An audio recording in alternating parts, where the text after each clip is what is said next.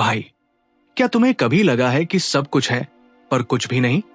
बाहर से सब ठीक है, तुम सफल हो, दोस्त हैं, परिवार है, पर भीतर कुछ खालीपन गूंज रहा है। मन हर वक्त बेचैन रहता है, सवाल पूछता रहता है, मैं कौन हूं, क्यों हूं, ये सब कब खत्म होगा? अगर हां, तो भाई, ये वीडियो सिर्फ तुम्हारे लिए है, क्योंकि जिंदगी में कई बार ऐसे मोड़ आते हैं जब भीतर का शोर इतना बढ़ जाता है कि हमें कोई रास्ता नहीं दिखता और हम खुद को अंदर ही अंदर अकेला महसूस करने लगते हैं। ये वो पल होते हैं जब हमें सबसे ज्यादा जरूरत होती है एक सच्चे साथी की, एक सच्चे मार्गदर्शक की, जो हमें इस अंधेरे से निकालकर रोशनी की ओर ले जाए। और यही वो साथी है, ये आध्यात्मिक साथी चैनल। हमारा मकसद है तुम्हें उस रास्ते पर ले जाना जहां तुम अपने भीतर की सच्ची शांति, सच्ची शक्ति और सच्चे आनंद को खोज सको। हम यहां हैं तुम्हारे साथ इस पवित्र यात्रा में, जहां हम गीता के शाश्वत ज्ञान और श्री कृष्ण के दिव्य उपदेशों को समझेंगे, उन्हें अपने जीवन में उतारेंगे और हर दिन थोड़ा और बेहतर बनेंगे। अगर तुम इस यात्रा में मेरे साथ जुड़ना चाहते हो तो अभी इस वीडियो को लाइक करो, अपने दोस्तों और परिवार के साथ शेयर करो और आध्यात्मिक साथी को सब्सक्राइब करना मत भूलना। ये सिर्फ एक चैनल नहीं, ये तुम्हारा अपना परिवार है जो हर कदम पर तुम्हारे साथ खड़ा रहेगा। अब बात करते हैं मन की बेचैनी की। भाई, कभी सोचा है कि हमारा मन कभी शांत क्यों नहीं रहता? ये हर वक्त कुछ न कुछ सोचता रहता है, भागता रहता है। एक विचार खत्म नहीं होता कि दूसरा आ जाता है और ये सिलसिला चलता ही रहता है। ये मन की बेचैनी ही है जो हमें अंदर ही अंदर थका देती है, हमें आराम नहीं करने देती, न दिन में और न रात में। ऐसा लगता है जैसे भीतर एक तूफान चल रहा हो और हम उस तूफान के बीचों बीच फंसे हुए हों। ये बेचैनी हमें वर्तमान में जीने नहीं देती, हमें हमेशा या तो अतीत की यादों में या भविष्य की चिंताओं में धकेले रखती है। और इस शोर में क्या होता है, ये विचारों का एक अंतहीन स्ट्रीम बन जाता है, कभी अच्छे, कभी बुरे, कभी काम के तो कभी बिल्कुल बेकार। पर दिक्कत तब आती है जब हम इस नकारात्मकता के जाल में फंस जाते हैं, जब मन में बार बार वही पुरानी बातें, वही शिकायतें, वही चिंताएं, वही डर घूमते रहते हैं। ये एक दलदल की तरह है भाई, जिसमें हम जितना ज्यादा सोचते हैं उतना ही धंसते चले जाते हैं। ये नकारात्मकता हमारी ऊर्जा को चूस लेती है, हमें अंदर से खोखला कर देती है और हमें बाहर की दुनिया में भी कुछ अच्छा देखने नहीं देती। हम हर चीज में बुराई खोजने लगते हैं और हमारी पूरी सोच ही नेगेटिव हो जाती है। जब मन इस शोर और नकारात्मकता से भर जाता है तो हम इससे भागने के लिए क्या करते हैं?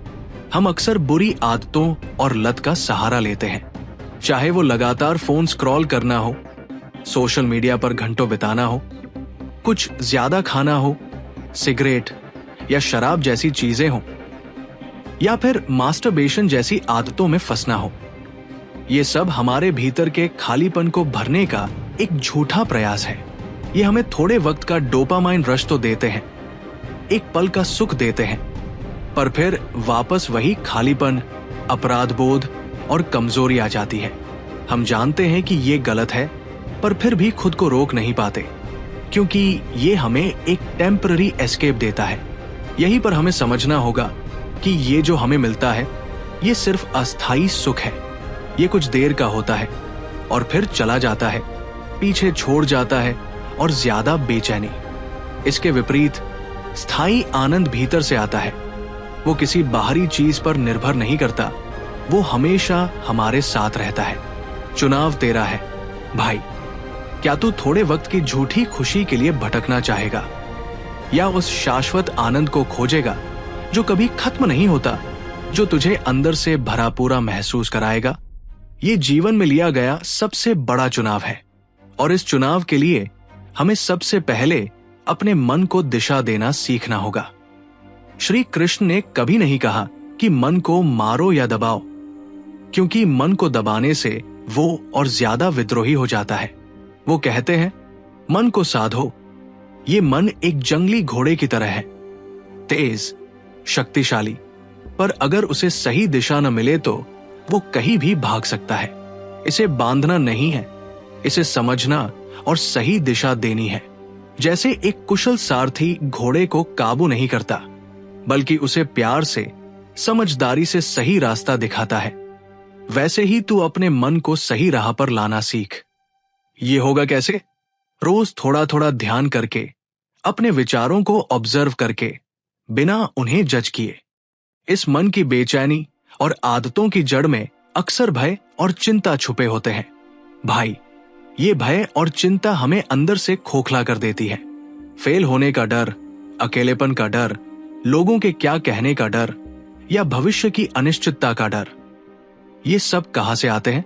इनकी जड़ है हमारा मैं और हमारा भविष्य पर नियंत्रण खोने का डर। जब तक हमें खुद पर और परमात्मा पर पूरा भरोसा नहीं होता, तब तक ये डर हमें जकड़े रहते हैं, हमारी क्षमता को रोकते रहते हैं। ये डर हमें उन कामों को करने से रोकता है जो हमें करने चाहिए, और हमें एक छोटे से दायरे में कैद कर लेता है। आजकल की दुनिया में हम लगातार खुद को दूसरों से तुलना करते रहते हैं। सोशल मीडिया पर दूसरों की परफेक्ट लाइफ देखकर हमें लगता है कि हम कम हैं, हम उतने अच्छे नहीं हैं। ये तुलना का जाल हमें अंदर ही अंदर जलाता रहता है, हमारी खुशी छीन लेता है और हमें कभी संतुष्ट नहीं होने देता। याद रख भाई, हर आत्मा अद्वितीय है, हर इंसान की यात्रा उसकी अपनी है। किसी और की यात्रा से अपनी तुलना मत कर, क्योंकि तेरी कहानी, तेरी जिंदगी तेरी अपनी है। और इस तुलना, इस भय, इस बेचैनी के पीछे क्या होता है? हमारा अहंकार, ईगो। ये अहंकार ही है जो हमें मैं बड़ा हूं, मैं सबसे अच्छा हूं, या इसके विपरीत मैं किसी काम का नहीं, मैं बहुत छोटा हूं का एहसास कराता है। ये हमें खुद को एक झूठी पहचान से जोड़ता है। हमारी कमाई, हमारा नाम, हमारा रूप, ये सब। गीता में कृष्ण बहुत स्पष्ट रूप से कहते हैं, तू शरीर नहीं है, तू आत्मा है। तेरी असली पहचान ये बाहरी चोला नहीं, ये पद, ये पैसा नहीं, बल्कि वो शुद्ध अविनाशी आत्मा है जो तेरे भीतर निवास करती है। अहंकार हमें इस परम सत्य को देखने नहीं देता, ये हमें एक छोटे से दायरे में कैद कर लेता है। इसी अहंकार और गलत पहचान के कारण हम अपनी इच्छाओं से, अपने रिश्तों से, अपनी संपत्ति से इतना अटैच हो जाते हैं कि जब ये चीजें हमसे दूर होती हैं या हमारी उम्मीदों के हिसाब से नहीं चलती, तो हमें असहनीय दुख होता है। यही मोह, यही अटैचमेंट दुख का सबसे बड़ा कारण है। हम कर्म करते हैं, पूरी मेहनत करते हैं, पर फल से इतना चिपक जाते हैं कि परिणाम कुछ और होने पर टूट जाते हैं, निराश हो जाते हैं, क्योंकि हमने खुशी को बाहरी चीजों से बांध रखा है। तो फिर क्या करें? गीता हमें अनासक्ति का पाठ सिखाती है।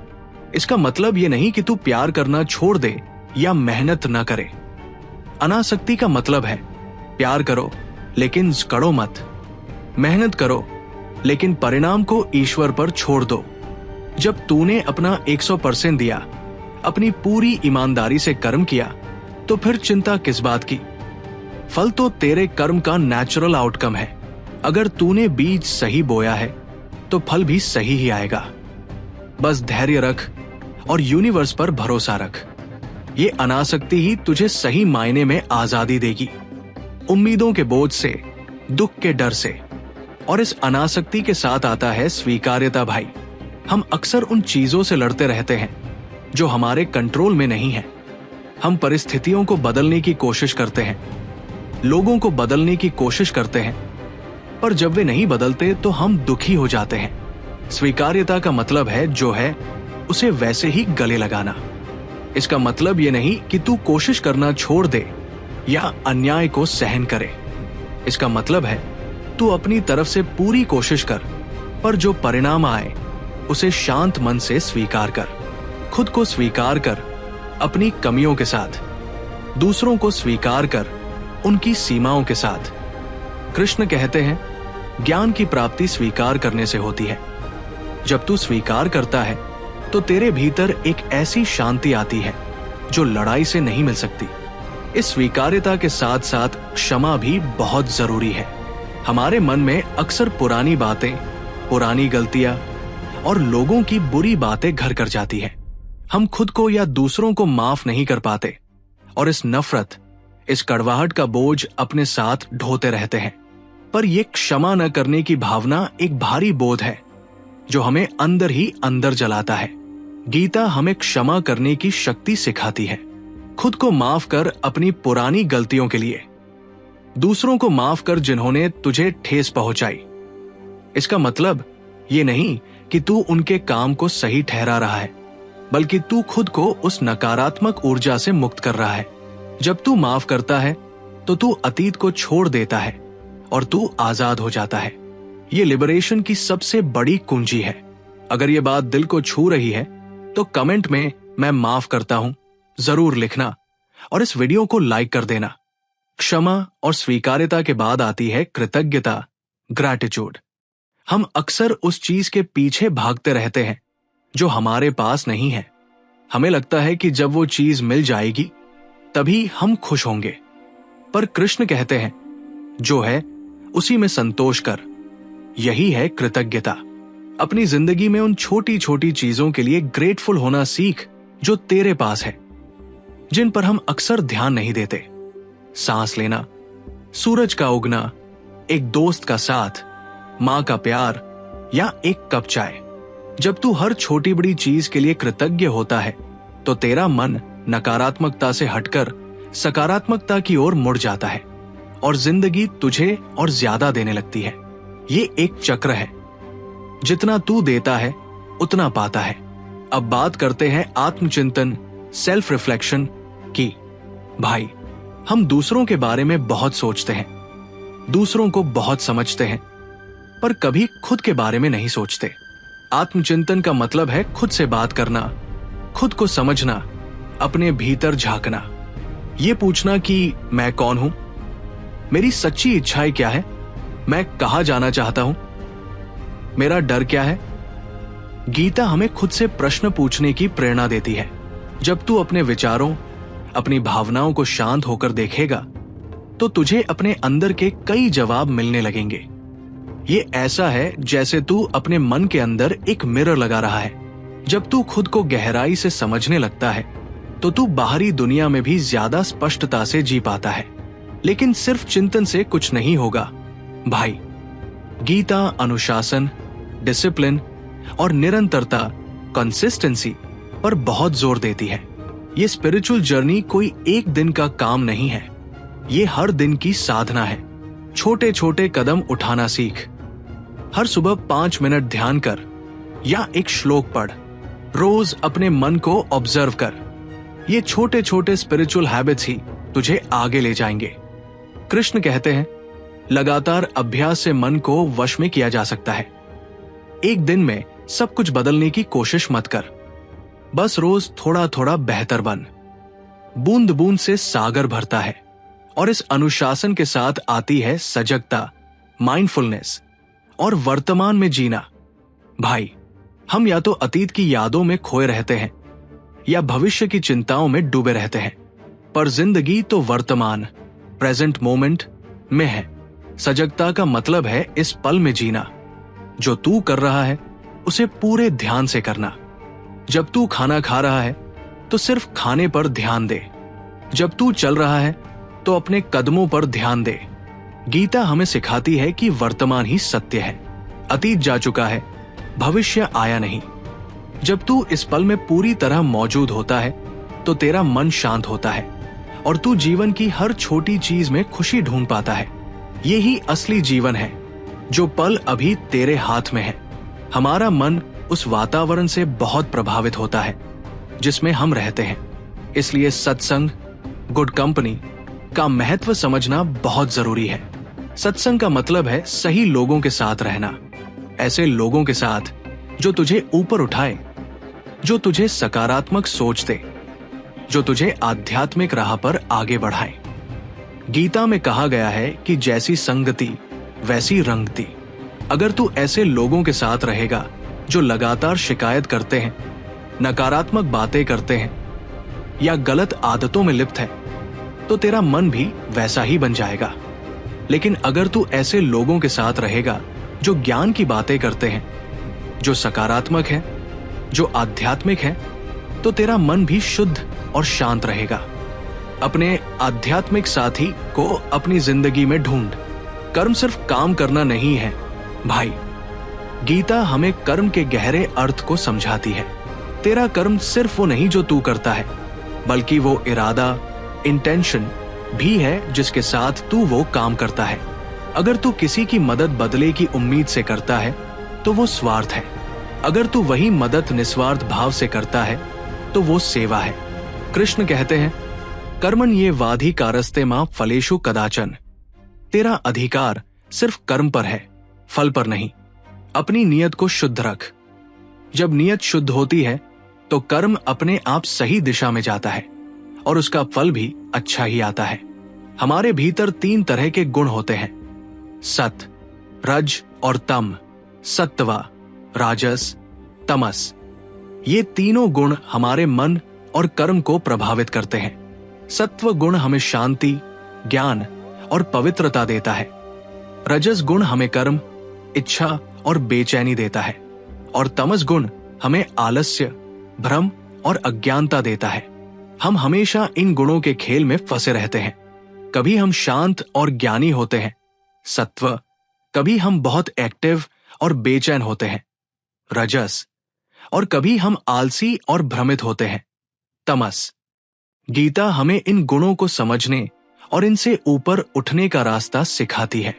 जब तू इन गुणों को पहचानना सीख जाएगा तो तू अपनी भावनाओं और कर्मों को बेहतर तरीके से समझ पाएगा और उन्हें सही दिशा दे पाएगा। भाई, क्रोध, एंगर एक ऐसी अग्नि है जो सबसे पहले हमें ही जलाती है।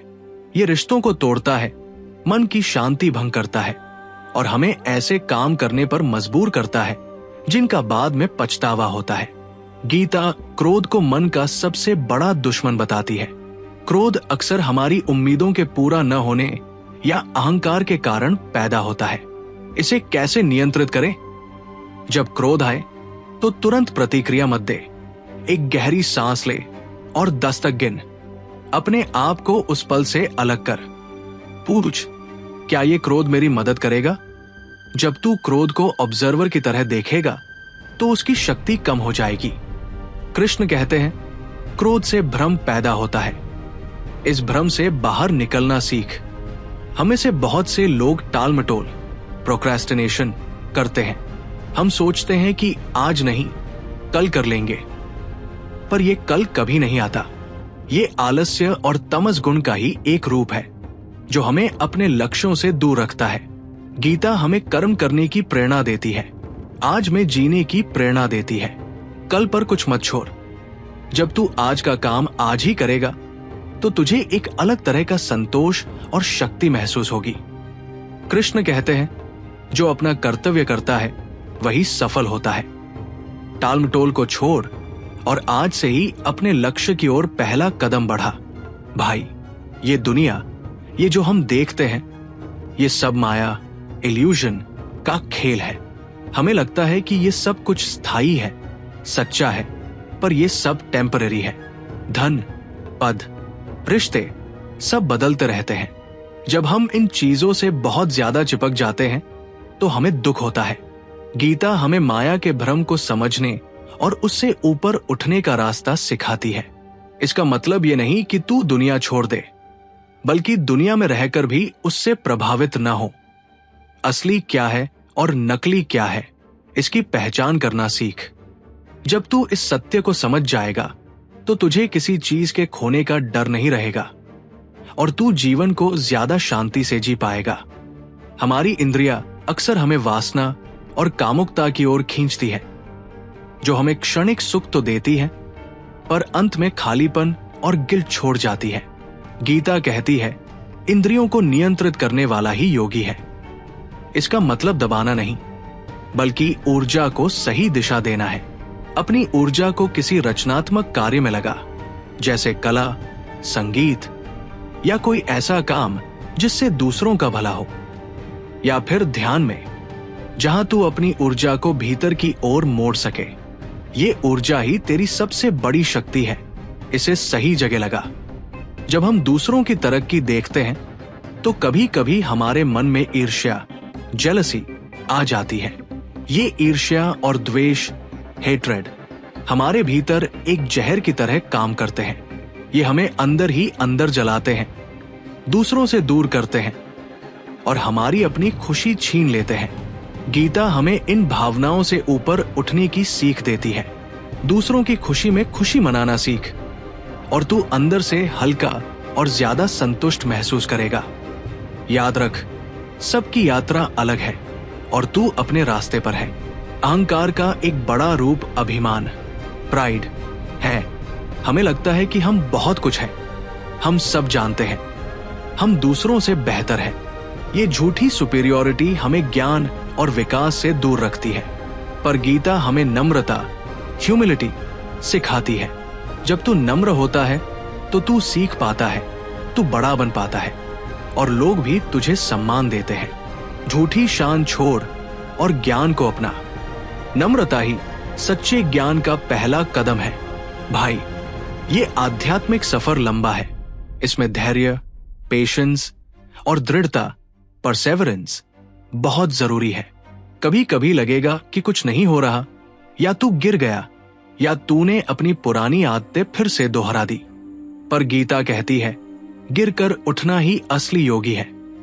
बस रुकना मत, लगातार आगे बढ़ते रहना। हर दिन एक नया मौका है। तेरी दृढ़ता ही तुझे मंजिल तक ले जाएगी। हमने सेवा की बात की थी, पर निस्वार्थता, सेल्फलेसनेस ही उसकी आत्मा है। जब तू बिना किसी बदले की उम्मीद के देता है, जब तू सिर्फ दूसरों की खुशी के लिए कुछ करता है, तो वो परम आनंद देता है। ये तुझे अहंकार से मुक्त करता है और तेरे भीतर प्रेम को जगाता है। ये वो सुख है जो दुनिया की कोई चीज नहीं दे सकती। भाई, इस आध्यात्मिक यात्रा में एक गुरु का होना बहुत महत्वपूर्ण है। गीता में अर्जुन को कृष्ण ने गुरु रूप में मार्गदर्शन दिया। एक सच्चा गुरु तुझे सही राह दिखाता है, तेरे भ्रम दूर करता है और तुझे तेरे लक्ष्य तक पहुंचने में मदद करता है। अपने जीवन में एक ऐसे मार्गदर्शक को ढूंढ जो तुझे केवल किताबी ज्ञान न दे, बल्कि अनुभव से सिखाए। इस पूरी यात्रा का सबसे सुंदर पहलू है भक्ति और प्रेम। जब तू ईश्वर से प्रेम करता है, जब तू अपने कर्मों को ईश्वर को समर्पित करता है, तो तेरा मन शांत होता है, तेरे सारे दुख दूर हो जाते हैं। कृष्ण कहते हैं, जो प्रेम से मुझे पुकारता है, मैं उसके पास दौड़ा चला आता हूं। प्रेम ही सबसे बड़ी शक्ति है, सबसे बड़ा ज्ञान है और सबसे बड़ी शांति है। ये एक ऐसा अटूट बंधन है जो तुझे हर पल ईश्वर से जोड़े रखता है। और अंत में भाई, याद रख, जीवन ही साधना है। हर पल, हर कर्म, हर विचार एक साधना है। तू जो भी कर रहा है उसे पूरे ध्यान से, प्रेम से कर। अपने भीतर के कृष्ण को हर पल महसूस कर। ये यात्रा कभी खत्म नहीं होती, ये बस गहराई में उतरती जाती है और हर कदम पर तू अपने असली स्वरूप के और करीब आता जाता है। अब अपनी आंखें बंद कर और मेरी आवाज को अपने भीतर महसूस कर। एक गहरी सांस ले और धीरे धीरे बाहर छोड़। अपने पूरे शरीर को ढीला छोड़ दे। महसूस कर कि तू इस ब्रह्मांड का हिस्सा है और तू अकेला नहीं है। मैं आत्मा हूं, मैं शुद्ध हूं, मैं पूर्ण हूं। महसूस कर कि तू उस डर, उस तनाव, उस अटैचमेंट, उस अहंकार, उस ईर्ष्या, उस क्रोध से पूरी तरह मुक्त हो रहा है। हर नकारात्मकता तेरे शरीर से बाहर निकल रही है, जैसे धुआं हवा में घुल जाए। मैं कृष्ण का अंश हूं। मैं हर भय से ऊपर हूं। मुझ पर ईश्वर का आशीर्वाद है। देख, एक दिव्य सुनहरा प्रकाश तुझे चारों ओर से घेर रहा है। यह प्रकाश तेरे भीतर समा रहा है, तेरी आत्मा को रोशन कर रहा है, तेरे भीतर की सारी नकारात्मकता को धो रहा है और तुझे परम शांति से भर रहा है। मैं शांत हूं, मैं स्थिर हूं, मैं प्रेम हूं, मैं शक्ति हूं, इस शांति और शक्ति को अपने भीतर बनाए रख। महसूस कर कि तू उस परम ऊर्जा से जुड़ गया है जो तुझे हर पल संभाल रही है। भाई, ये सफर गहरा है। ये तुझसे तेरा सब कुछ मांगेगा। तेरा आलस्य, तेरा डर, तेरा अहंकार, तेरी पुरानी आदतें, तेरे सारे भ्रम। पर बदले में ये तुझे वो देगा जो दुनिया की कोई चीज नहीं दे सकती। अंदर की शांति, सच्ची आजादी और परम आनंद। तूने आज जो कुछ भी सीखा है उसे अपने जीवन में उतारने की कोशिश करना। ये सिर्फ शब्द नहीं है, ये जीवन जीने की कला है।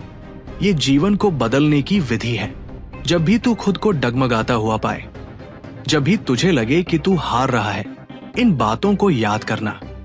याद करना कि तेरा कृष्ण तेरे भीतर ही है। वो तुझे कभी अकेला नहीं छोड़ता। और हाँ, अगर इस वीडियो ने तेरे दिल को छुआ है, अगर तुझे लगा है कि ये बातें तेरी जिंदगी में कोई फर्क ला सकती है, अगर तुझे एक नई दिशा मिली है, तो भाई, ये तेरा आध्यात्मिक साथी तेरे साथ हमेशा रहेगा। इस वीडियो को दिल से लाइक कर। तेरा एक लाइक हमें बताता है कि हम सही रास्ते पर हैं और ये ज्ञान हजारों लोगों तक पहुंच सकता है। अपने दोस्तों और परिवार के साथ शेयर कर, खासकर उन लोगों के साथ जो भीतर से संघर्ष कर रहे हैं, जिन्हें इस ज्ञान की सख्त जरूरत है। तेरा एक शेयर किसी की जिंदगी बदल सकता है, किसी को अंधेरे से निकाल कर प्रकाश में ला सकता है। और आध्यात्मिक साथी को सब्सक्राइब करना न भूले। बेल आइकॉन दबा देना ताकि जब भी हम अगला वीडियो डालें तू तक सबसे पहले पहुंचे। ये तेरा अपना परिवार है। इस ज्ञान और इस साथ को हमेशा बनाए रख। हमें कमेंट में बताओ, आज कौन सी बात ने तुम्हें सबसे ज्यादा छू लिया? आज कौन सा नया ज्ञान तेरे भीतर उतरा? अनासक्ति, अहंकार, भय से मुक्ति या कोई और नई बात? हम तुम्हारी बातें सुनना चाहते हैं, क्योंकि तेरा हर अनुभव हमारे लिए मायने रखता है। याद रख, तू अर्जुन है और तेरा कृष्ण तेरे साथ है हमेशा। ये सफर तेरे अकेले का नहीं। हरि ओम जय श्री कृष्ण अपनी यात्रा जारी रख भाई।